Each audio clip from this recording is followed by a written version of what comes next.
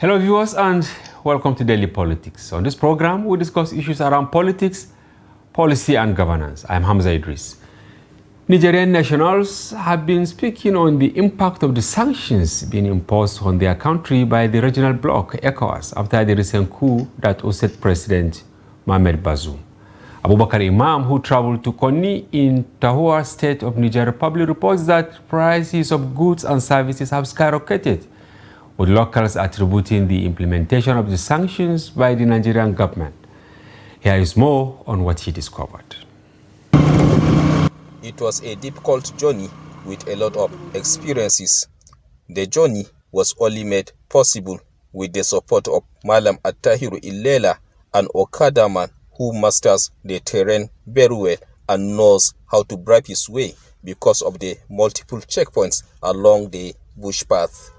After spending almost an hour struggling through a bushy and muddy path, I finally met Alhaji Sama'ila Sani, the chairman of Bureau de Change Operatives in Konni, who lamented over the hardship they have been experiencing since the closure of the border by the Nigerian government. Prices of commodity have skyrocketed. Transport fare is high. Prices of food have gone up, so also prices of fuel. Things that we were buying very cheap before are now beyond our purchasing power. Our people that used to travel all the way to Lagos in Nigeria for a greener pasture have stopped because they could not afford the cost of transportation. And they are the reason why we are here, because we change currency for them.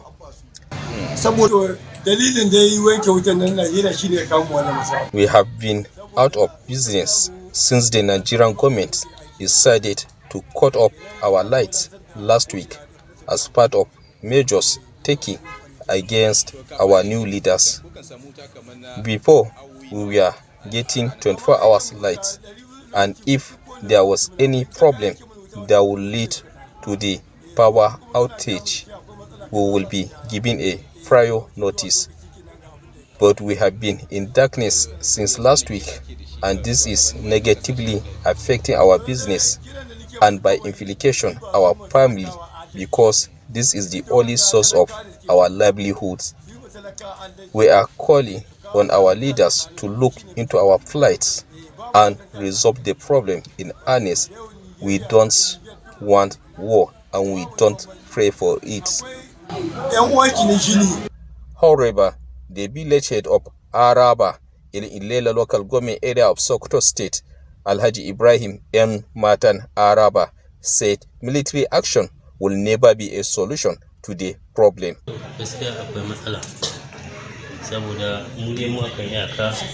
We commended our lawmakers for rejecting the request of President Bola Ahmed Tinubu for military intervention in Niger Republic, because we have our people who are doing businesses in the country.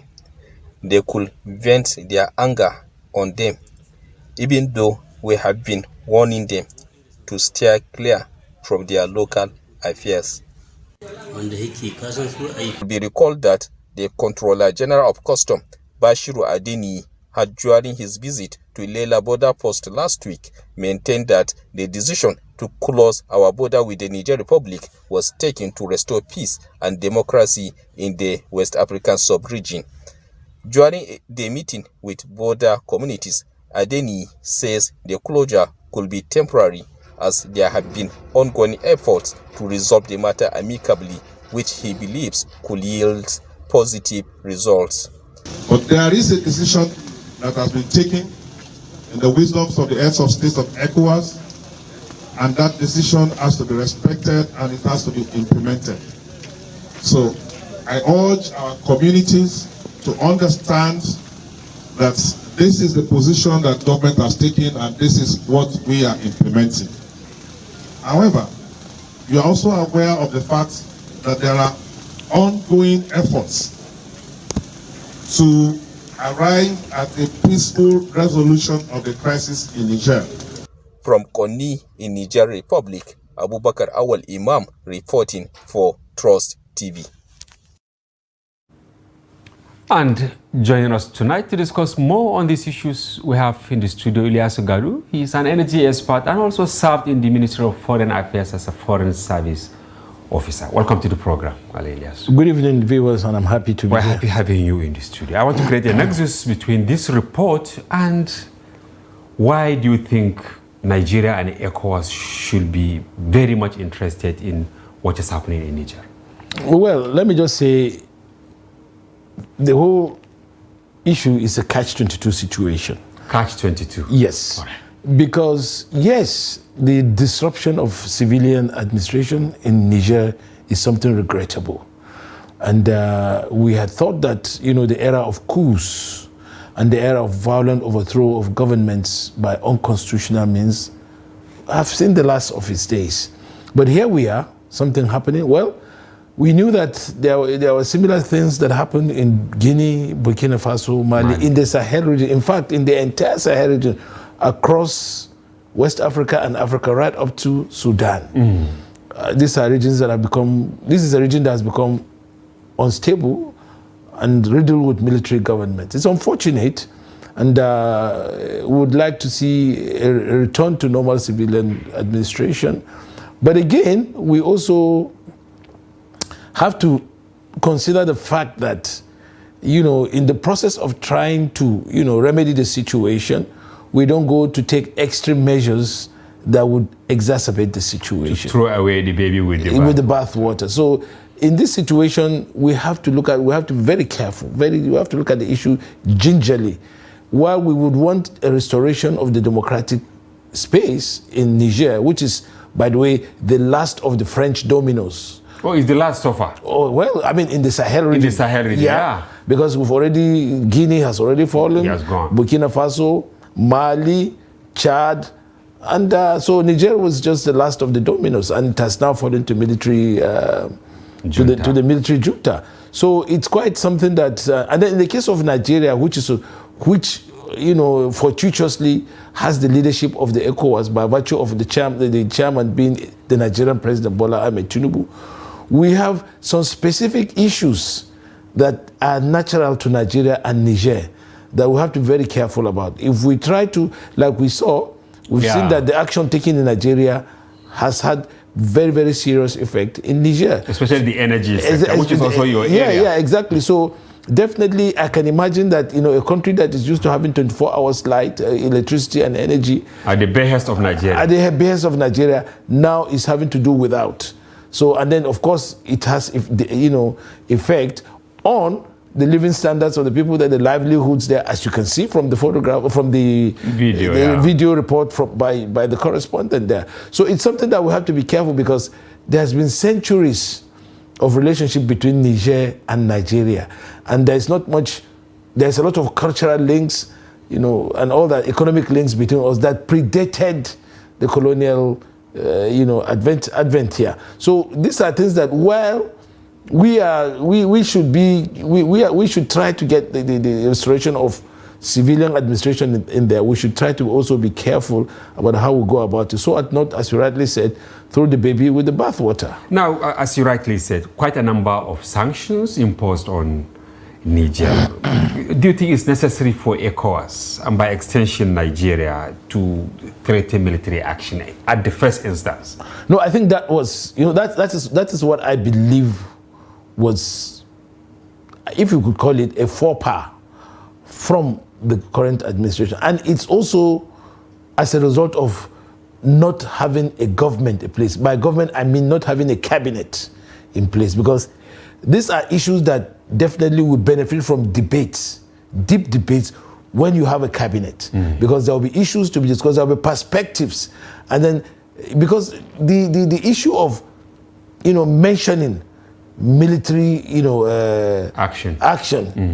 It's like putting the cart before the horse. Yeah. We have not yet exhausted diplomacy. We have not even started the diplomatic process, and then you are introducing the issue of military intervention. Now, whoever is listening to this, whoever is observing this development, will say, by virtue of introducing military, before you even started the diplomatic,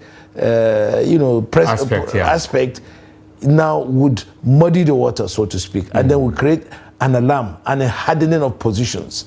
So I would have thought that the best thing to have done was, okay, we are going to follow through the diplomatic process, the political process, the economic process, and then to even indicate that other options are also available without mentioning what those options are. Yeah. Then you can have the military junta whom you want to remove or whom we want to agree to restore democracy to be amenable to discussions. Maybe on just how, like what the presidential spokesperson Ngelale said yesterday, that they have slammed more sanctions using the CBN, but he didn't go into specifics. So Exactly, He yeah. allows many of us to keep speculating. You think maybe they should have done that at initial instead of reeling out all the sanctions and then putting the military option as the last one? Yeah, that's why. I mean, because military option in whatever circumstances is always a very sensitive and delicate issue,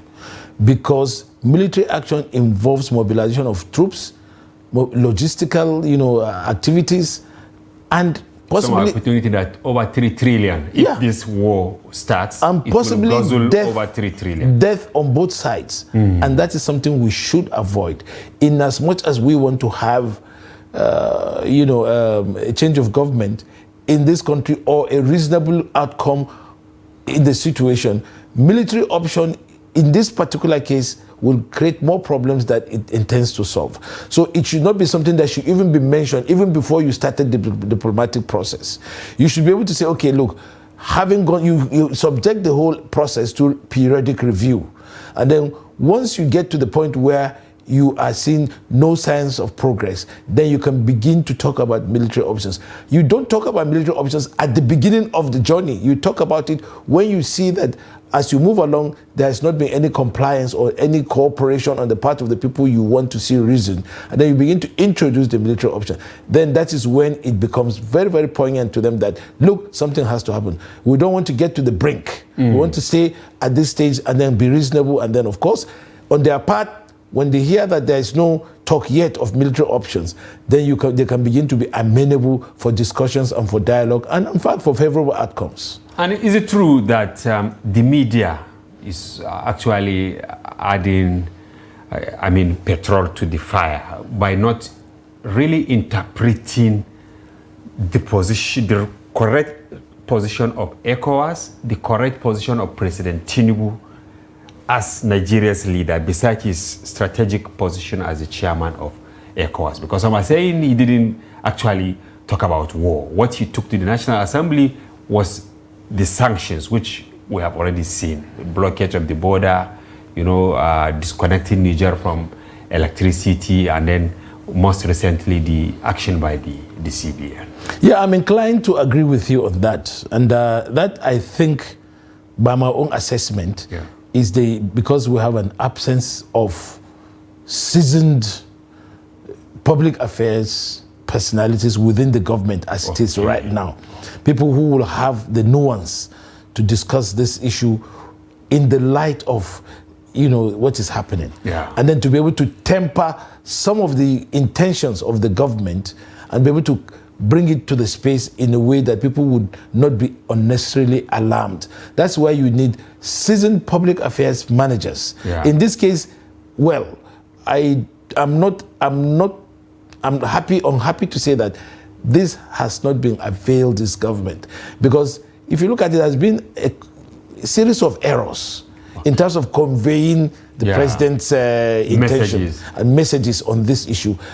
But you believe as a person and as president, he will not contemplate invading Nigeria? No, he won't because or leading the ECOWAS to do this. He won't, because there is a lot of blowback, potential blowback that could, throw the baby, as I said, with the bathwater. Right. And if you have to contemplate going on military, there are so many variables that you have to consider.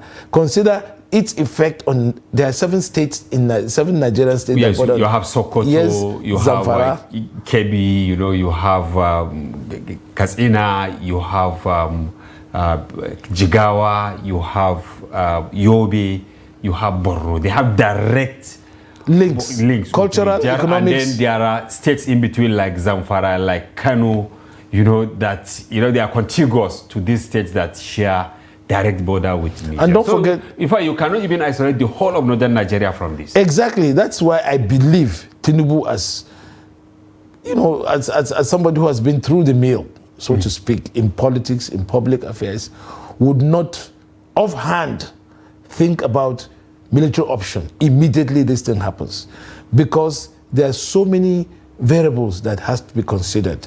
We have to first of all discuss extensively with the governors of those states, because this is a potential humanitarian issue coming in, and you have to look at how it will affect. Already we have those areas, some of those states are unstable due to insecurity, and a number of Nigerians are also seeking refuge in Niger. And by the way, the measures we're taking now will also affect them. So if you now go ahead and say you are going to, you are going to implement a military intervention, you are going to make a lot of, you are going to affect a lot of Nigerians. But what is happening in Tahoa, where Abubakar Imam was, is actually directly affecting people in Ilela. This is just the Sokoto example. Yeah. If you go to Jibia, people are already feeling the heat. In the same magnitude with people in Niger, across the.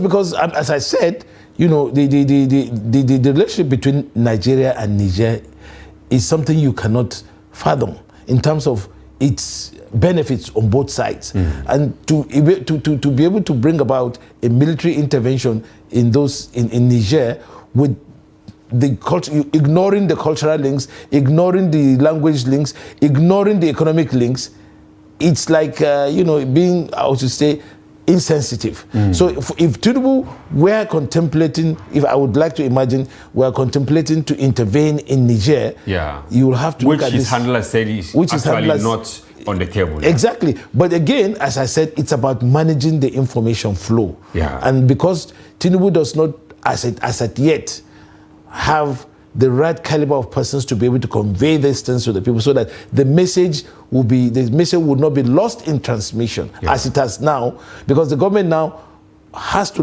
make a climb back. Unfortunately, I don't think Tinubu intended that there was going to be a military intervention, because a military intervention is not a walk in the park. Even if Niger government or Niger military is so underwhelmed, but you see, you have to understand that there are so many things involved that has to be taken into consideration before you go into a military action. And that has to be almost at the very last, at the very last resort. And that would take nothing between now and 6 months. Wow, it takes a lot or more time. And so to get into politics, to get into military intervention like this will be, I would say, foolhardy. And then you have to exhaust, or you have to be painstaking in this matter, because it's not a matter of sending troops to maybe somewhere like Liberia, which is far from Nigeria. You're talking about neighbors. In fact, not just neighbors, brothers and sisters. All right.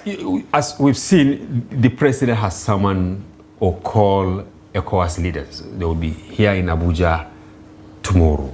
And the deadline given to Niger has expired. What do you think they will discuss tomorrow as a diplomat? I think, what they should discuss is they should be nuanced in the discussion. A lot of things have happened since the ultimatum was given, and some of them are some things that, if not carefully handled, may escalate and exacerbate. And we have to be, while we desire to have a change, or rather restoration of democratic situation, we have to also be realistic in what we are demanding from the military junta. And what we need to do is to sit back, look at the issues as they have happened, look at the developments, and to realize that, look, we need to have, on top of everything, a diplomatic solution. And the diplomatic solution is open channels of discussions. Whether there should be channels of discussion openly and underneath. So that there will be understanding. Sometimes, you get concessions when you talk underneath. But and then, because at the end of the day, there will be a lot of rhetoric, from both sides. The military will want to show that, yes, they're in power, they cannot be bullied, while, you know, while the talk ECOWAS... to them under. Yeah, while in ECOWAS, some of the, you know, people might say, look, we can't tolerate this. It has happened in Guinea, it has happened. And so we must teach these guys a lesson. No, yes, this is rhetoric, this is inevitable.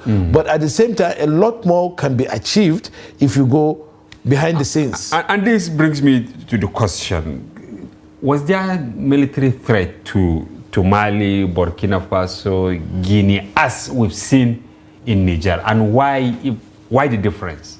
Yeah, well, when it happened in this states you talked about, yes, it was like, okay, let's make threats.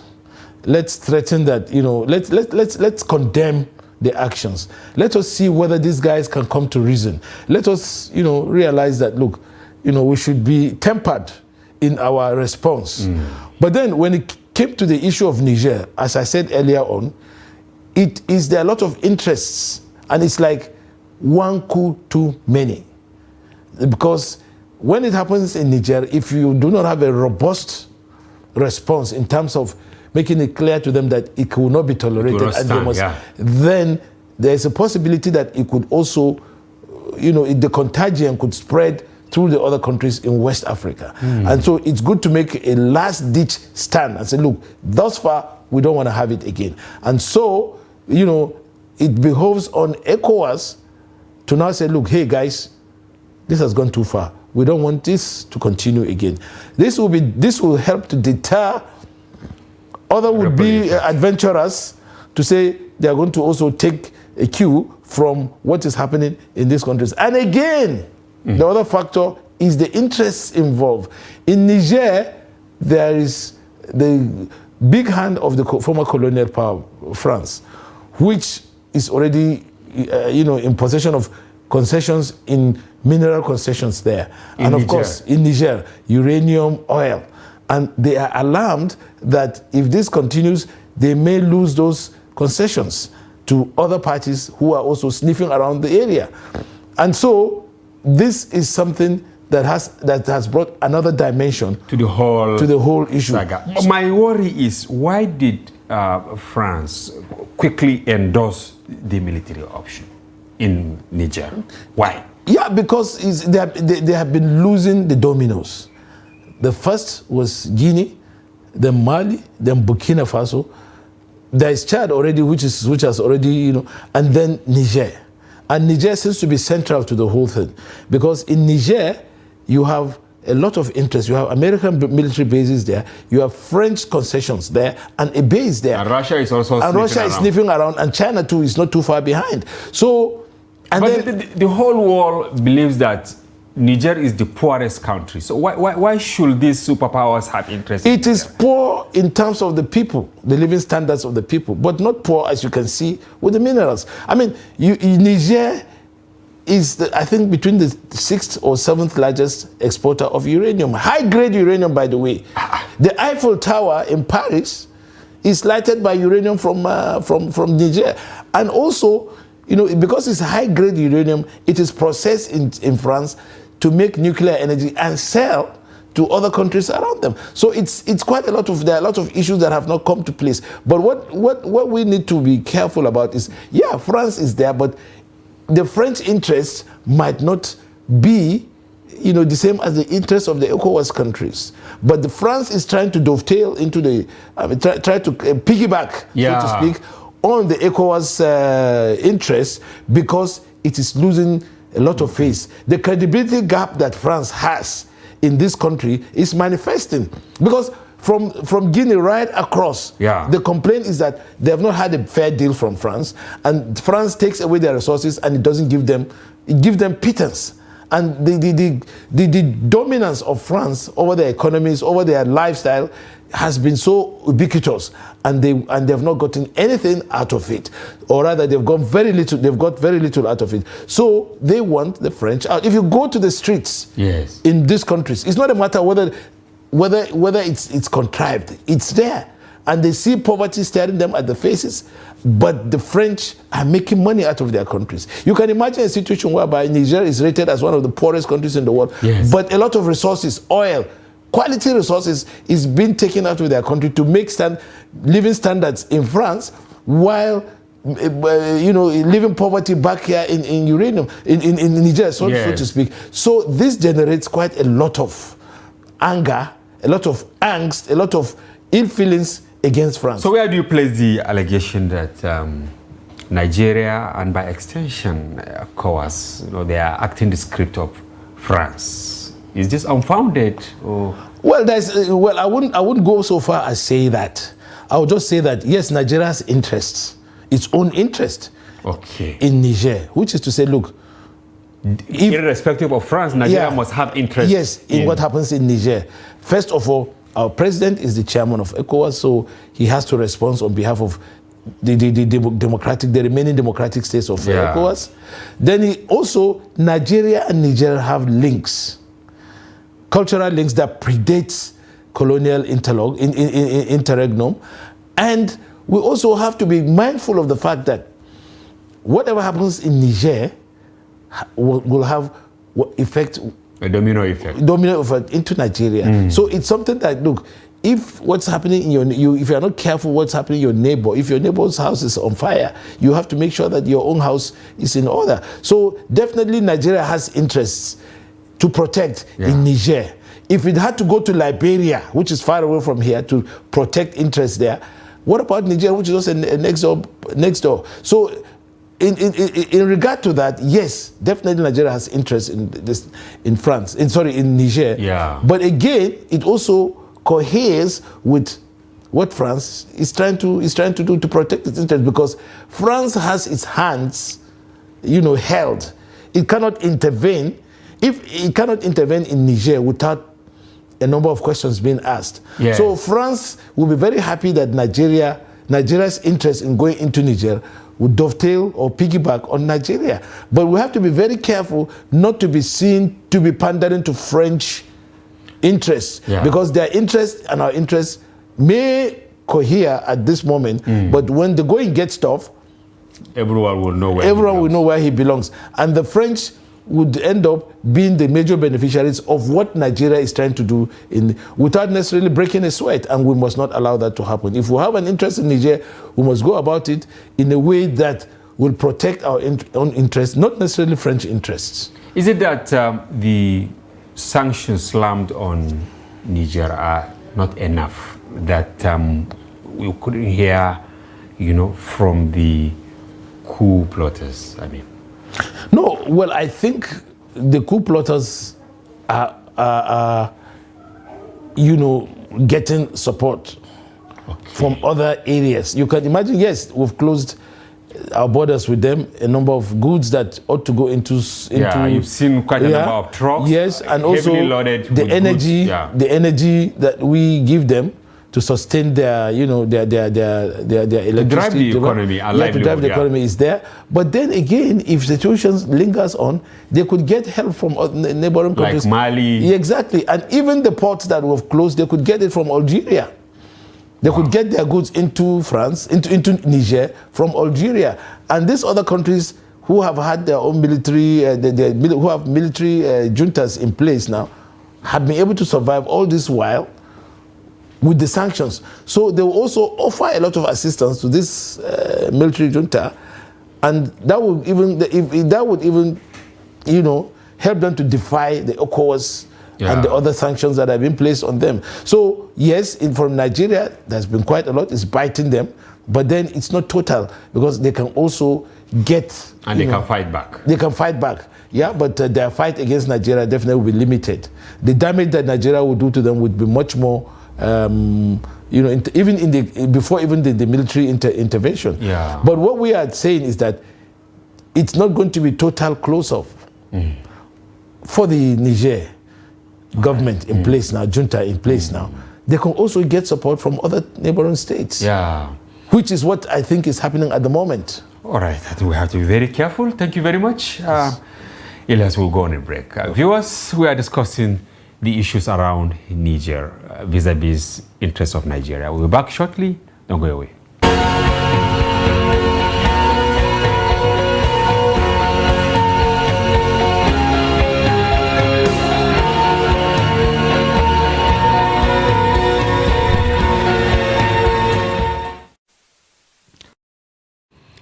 Welcome back. If you are just joining, you are watching Daily Politics on Trust TV. Do well to follow the conversation across our social platforms on Facebook, Instagram, and watch us live on YouTube.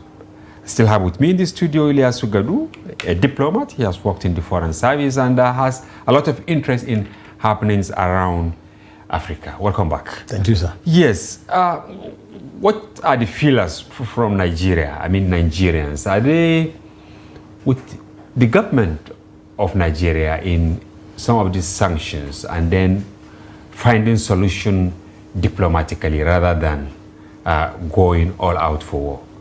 No, I think what I would advise the government to do at this point in time is not to go far ahead of the feelings of Nigerians. Okay. It must work with the feelings of Nigerians. It must gauge the feelings of Nigerians so as to be able to know what to do in Niger.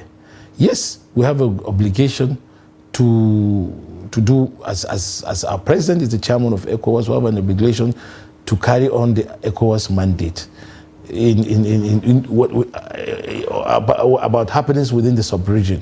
But we also have to be mindful and be guided by our own national interests. Okay. Because at the end of the day, if we go ahead of ourselves and try to implement measures that majority of Nigerians or many Nigerians will not be in tune with, it will result in a blowback. And then instead of we'll now be looking one eye in Niger and one eye in Nigeria. Yeah. So as much as possible, we must be able to inform Nigerians.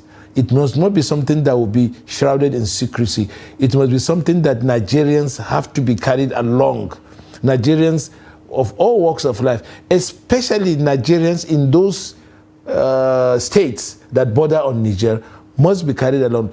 That, look, we must not be seen to be too belligerent. Yeah.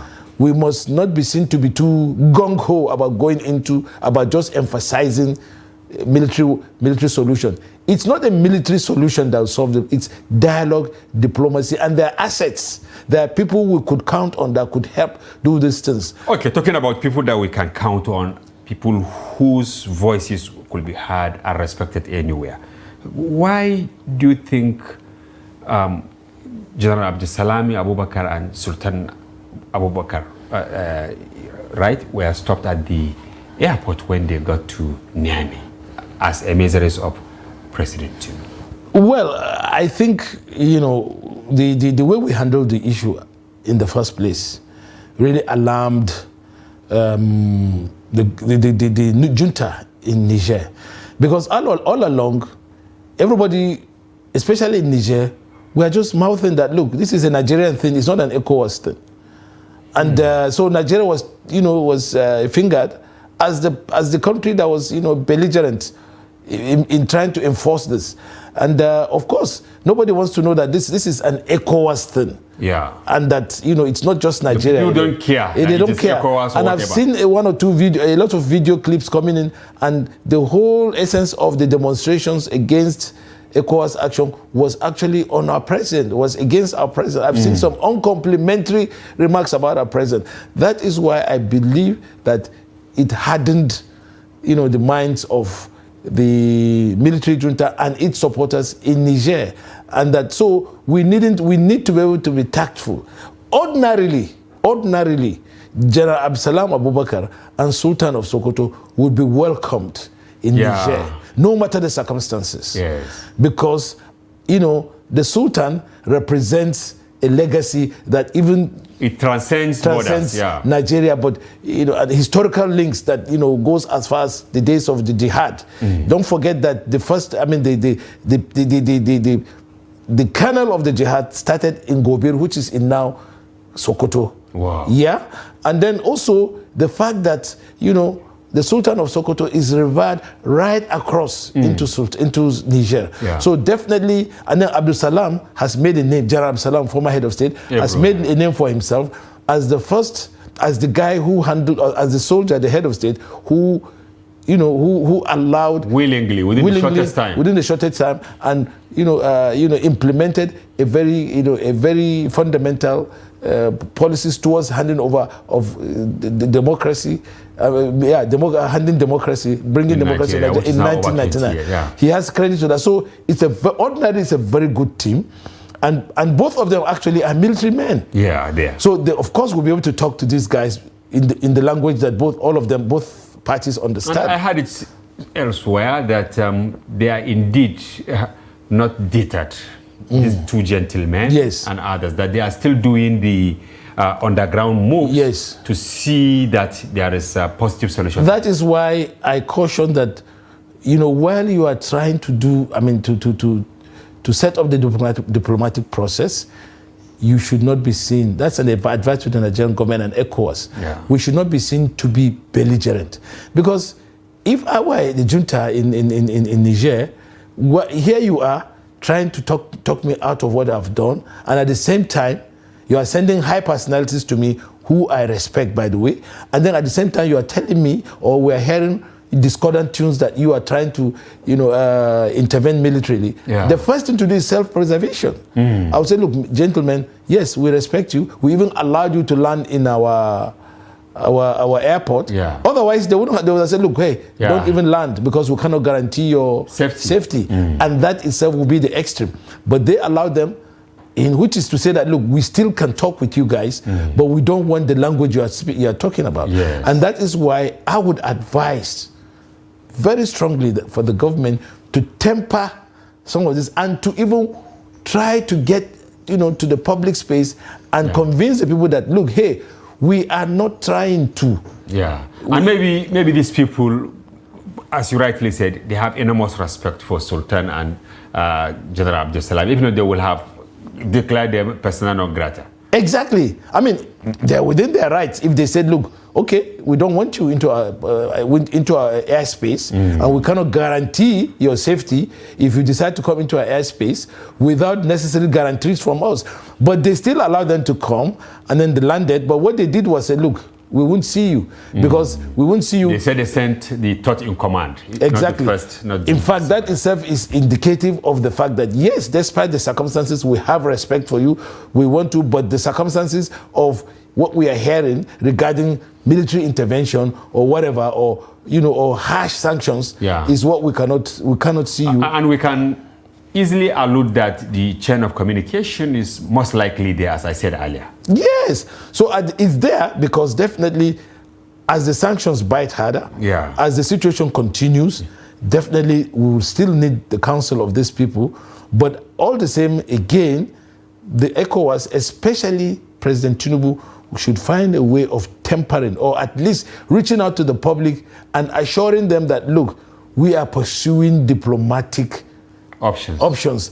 And that is what we'll continue to pursue. The issue of military sanctions or military intervention is something that it's far from our minds, even though it's always a possibility, but it's far from our minds. Now, this will have the effect of dampening things, will have the effect of cooling the tension and getting this military junta in place now to be able to speak. Because when you are speaking, when you are talking, then you'll be able to have solutions. And I believe the military junta would be amenable to speak to General Abdul Salam and the Sultan of Sokoto. There can be no greater personalities in Nigeria that can get the military. So Tinubu made the right choice. He made the right choice, and that it's the right thing to do. But again, maybe the timing wasn't really. They made the right choice, but again, what the Tinubu government needs to do again is to get the public behind it and to be able to get the right messages across, because it makes no sense while you are trying to talk, you have mobilized some of these personalities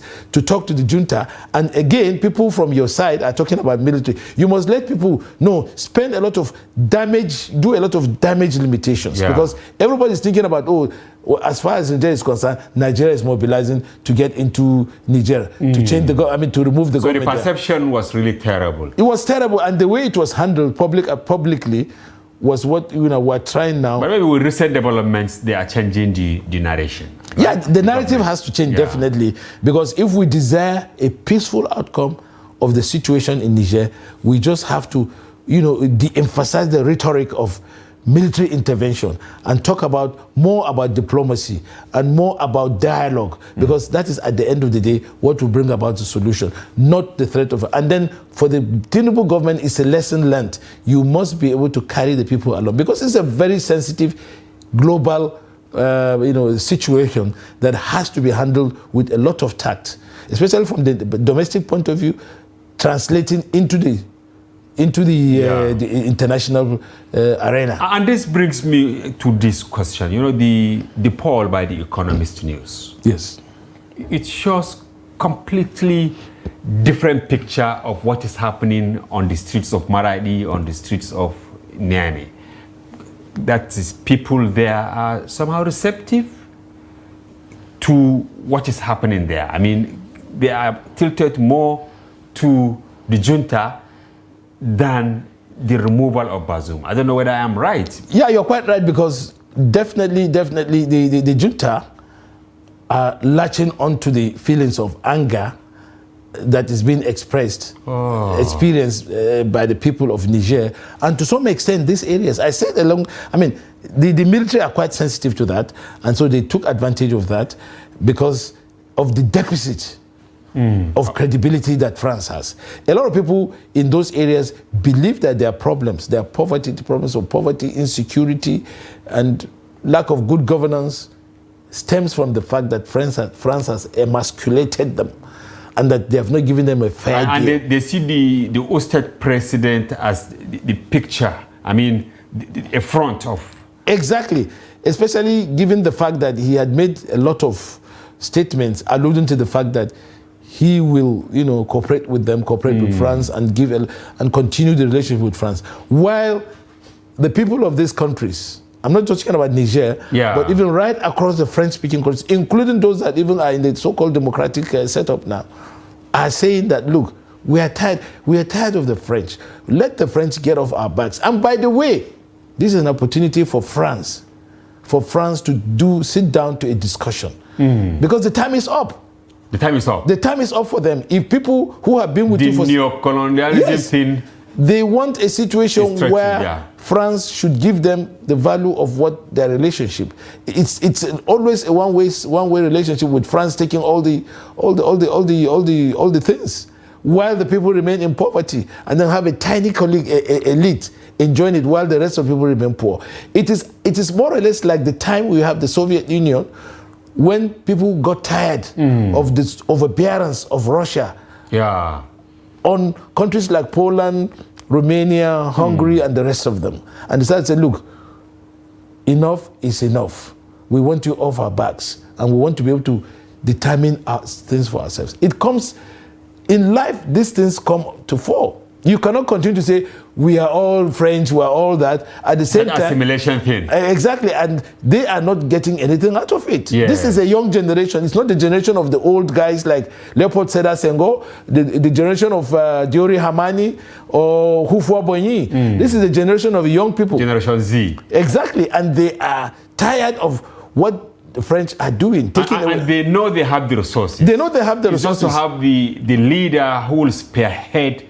And that is why the military is moving into the gap, because the credibility gap being that France has in those countries is telling. And that is why it has come to the point where the young people and the new generation are saying, look, enough is enough. And of course, it is also encouraged by new entrants into the region, the Russians, the Chinese. And the French had better walk up to this. They should sit down. They have assets on ground. They have long relationship. They have advantages. But those advantages will count for nothing if they don't do a new deal with all of these countries. It's time for France to do a rapprochement. It's a French word, by the way. Okay. To sit down and say, look, hey guys, yes, we admit we have treated you badly. We have not done what we're supposed to do. We have taken a lot from you. But at the same time, we want to put up together. It's sort of a Marshall Plan. Okay. You know? And this also goes to America, the United States of America. You cannot continue to talk about bringing democracy in these countries without the people seeing the benefits. In 1945, after the Second World War, Americans spent a lot of money in Europe to initiate the Marshall Plan to bring up the states in Europe, Western states, destroyed, and give them a lot of support to stand on their own. It has not done the same thing to Africa. Oh my God. Yes. And they have to do that. And today, America is what it is today because of the slaves that were taken from here to go and develop America. Exactly. America looks at Africa as if it's a lost case. Oh my God. And we are not a lost case. We are not a lost case. Okay. There is this belief also that the whole of this scrambling is about Nigeria. What is happening in Niger, Mali, Burkina Faso, Chad to some extent is an alibi. The target is Nigeria. Is that correct? I wouldn't be surprised because Nigeria, I mean, if you look at Ecowas, for instance, the entire population of Ecowas is not up to the population of Nigeria. It's the biggest, by far, the heads and shoulders, the biggest economy in West Africa. Nigeria is by far the biggest in that of land mass. Yeah, we're talking about economy. We're talking about GDP. And population. We're talking about abilities and the economy. I mean, one state in Nigeria has more economic power than several states, other states in the whole of West Africa. Yes. So yes, Nigeria is the crown jewel, and Nigeria is the strategic partner. In fact, the Western powers, France and America, and even the other Western powers, know it within themselves that you cannot resolve the impasse going on in Niger, and a lot of things happen in West Africa without Nigeria's involvement. Whether it's the UN, whether it's the ECOWAS, whether it's EU, they know that Nigeria is central to the resolution. So everybody is scrambling to be Nigeria's friends so that we can help them. But then again, this is an opportunity for Nigeria to say, well, yes, okay, you want us to do this, you want us to remove the chestnuts from the fire for you, fine. What are you going to give us for that? This is a time to play real diplomatic, to be able to say, what's in it for me? We cannot be doing things to solve the problems in Niger while the French still have the concessions on oil, while the French still have the market, while the French still gets away with the price. And the Americans have 2 military bases, drones and all that. Why didn't they prevent the coup from taking place? Yes. Why didn't they track the coup plotters as they were plotting? Why didn't they follow up the crisis and in the immediate... And maybe they have followed, they just kept whatever they got to their chest. Yeah, but then we are now in a quagmire. So what are they going to do? What are they bringing to the table? It's not just enough to flatter Nigeria and say, Nigeria, go in there. No. It's Nigerian boots that will get in there. It's Nigerian military that will lead there. It's Nigerian resources and Nigerian borders. So just like America went to Kuwait to liberate Kuwait, and Kuwait, they compelled Kuwait, Saudi Arabia and other countries to provide money for the invasion, America, France must cough up with money. We can't put Nigerian boots in Niger. We can't put our efforts in Niger without these countries who are going to benefit, by the way. More than Nigeria. More than Nigeria. It happened in Liberia. We went in there, but at the point of success, suddenly a United Nations resolutions came up and said, look, there's no United Nations mandate, and we are... After we have calmed down the nerves. Exactly. Calm down the nerves. By the way, Liberia was an American creation in 1847. That's why it's called Liberia, and the capital is Monrovia. The president of America at that time, President Monroe, the capital of Liberia was named after him, Monrovia. Wow. Yes, he got Congress to create Liberia. So it means that this is a very big opportunity on the flip side for Tinubu to assert his influence as the leader of the biggest black nation on earth. Exactly, and there's a saying in diplomatic circle, you don't let a crisis to waste. You have to latch on it to get to your benefit. That is what countries do around the world. That is what countries do in diplomatic circles. The Americans and the French are in a quagmire. They cannot effect the solution there. The French are not wanted in Niger. They are not wanted in some parts of West Africa. They have a credibility deficit. Americans are seen as people who only care about their interests. You can imagine the Americans have a base in Niger, but at the same time, the people of Niger are poor. The two of them cannot get together and say, look, while we are getting benefits in Niger, we should be able to say, at least affect them positively. They are now looking for Nigeria to solve the problem for them. Exactly. And then what are they giving Nigeria? What are we going to gain from it? To send Nigerian boats to go and die? At the end of the day, when the success is about to achieve, they come in. So at the end of the day, we need to be realistic. This is what we need to do what is called real diplomatic. All right. I wish I had more time to ask, but I am tempted to say in less than a minute, what is your take? Should the meeting of tomorrow give room for the coupists to say, okay, this is our timeline to quit? Or they should just tell them by next week they should leave? No, I don't think the language of ultimatum and threats will help here. All right. We should sit down and talk about it. They are brothers anyway. All right. You know, they are our brothers. Okay. They are not foreigners. They are not coming from Mars Right. or from anywhere. They are brothers. Reason, tempered, nuanced discussion is what will solve the problem. Tinubu should lead this. Exactly. All right. Thank you very much, Ilyasu Godwin, diplomat. I just want to summarize you in one word. Thank you for coming to the program. Thanks. And we hope to have you again after tomorrow's meeting. Thank you very much. And viewers, that's a wrap on today's package. We sincerely hope you found the conversation engaging and informative. And be sure to join Daily Politics Live, airing every weekday, and also our special package on Friday, during which we open our telephone line for you to comment on national issues. So once again, we thank you for watching. Bye-bye. I'm Hamza Idris.